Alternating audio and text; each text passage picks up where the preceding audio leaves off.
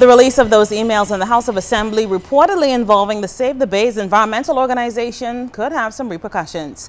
Happy Easter Monday and good evening, Bahamas. I'm Altaviz Munnings. Thanks so much for tuning in this holiday. Topping the news, the emails presented almost 2 weeks ago by the Member of Parliament for Marathon and the Minister of Education, Science and Technology, the Honorable Jerome Fitzgerald, were allegedly from the Save the Bays organization that he labeled as a political organization in disguise in a quest to dismantle the present administration. The Data Protection Commissioner issued a statement yesterday on the tabling of those emails. Now, we want to note that while Minister Fitzgerald presented the emails, Speaker of the House, the Honorable Dr. Kendall Major, has reserved his decision on whether or not they will be tabled in the House of Assembly. Janae Noel Ferguson leads us off tonight with the stern warning from the Data Protection Commissioner.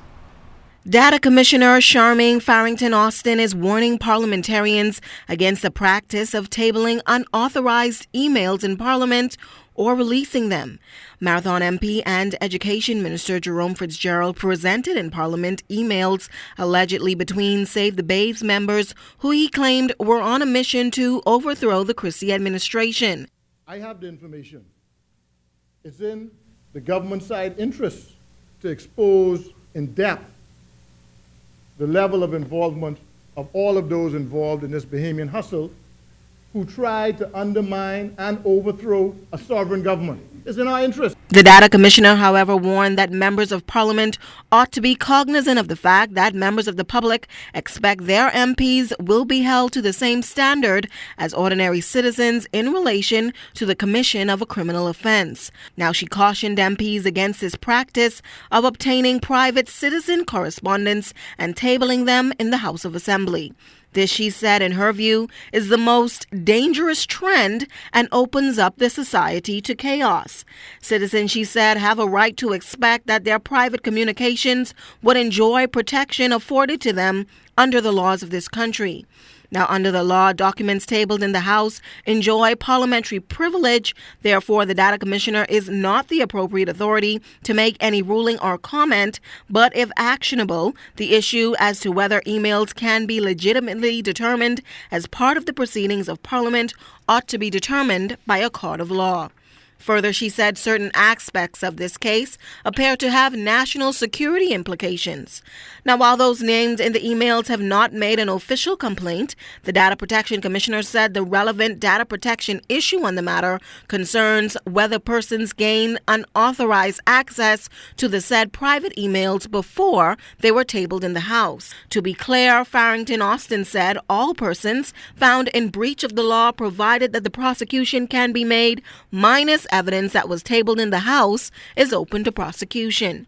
Now, subsection 22 and 23 says personal data processed by a data processor shall not be disclosed by him or an employee or his agent without the prior authority of the data controller on behalf of whom the data is processed, and any person who knowingly contravenes subsection 1 shall be guilty of an offense. The Data Commissioner invited all parties concerned to make any representation they may have to her office while they await the police investigation to make any further determination in relation to this matter.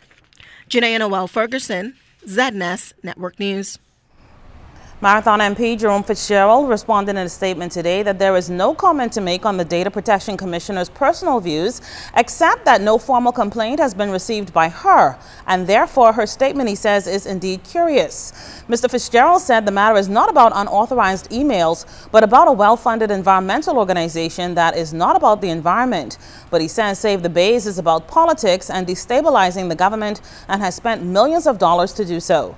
Fitzgerald said the Christie administration agrees that the Data Protection Privacy of Personal Information Act has no jurisdiction regarding statements and documents laid in Parliament.